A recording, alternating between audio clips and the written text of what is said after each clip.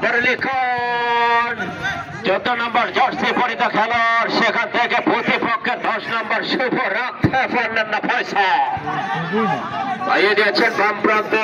উদ্দেশ্য প্রণীত ভাবে কোন খেলোয়াড় না থাকায় কিন্তু সম্ভবত জুনিয়র ডান প্রান্ত দিয়ে লম্বা করে সেন্টার, উদ্দেশ্য গোলটা, সেখান থেকে শুভ মার্কিং এ রেখেছেন রক্ষণ ভাগের লিবন। বল চলে গেল দক্ষিণ টপ লাইনের বাইরে, কর্নার কিক, ফুটবল ভাষায় half sound, full sound create করতে পারে কিনা সেটি দেখবার বিষয়। একাধিক খেলোয়াড় ডি বক্সের মধ্যে গোল করবার জন্য লম্বা করে শুট করলে গোল হওয়ার সম্ভাবনা। রক্ষণ ভাগের খেলোয়াড় কিন্তু লেবার কিন্তু ক্লিয়ার করলেন। আবার আম্পায়ার আজকের খেলার প্রধান বাঁশি রেফারি দায়িত্ব পালন করছেন সেই কুসুম চৌধুরী। সহকারী রেফারি হিসেবে আছেন আলমগীর ভাই এবং বিজান ভাই।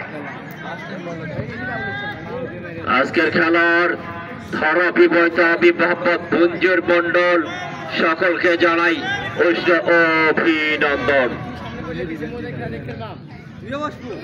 আপেল কিক করবেন লম্বা করে সজোরে শূন্যে ভেসে বাবুল, সেখান থেকে নিয়ামল ক্লিয়ার করলেন। বল চলে গেল পশ্চিম পার্শ্ব রেখার বাইরে। ড্রয়িং লম্বা করে থ্রো করলেন, উদ্দেশ্য 13 নম্বর জার্সি পরিত খেলোয়াড় সোহেল রোজ ক্লিয়ার করলেন এ যাত্রা। আবারও কিন্তু 9 নম্বর ফয়সাল চমৎকার ভাবে ডিফোল্ডিং করার প্রচেষ্টা, সেখানে পিছন থেকে অযৌক্তিক ভাবে বাধা দেওয়ার কারণে ফাউল।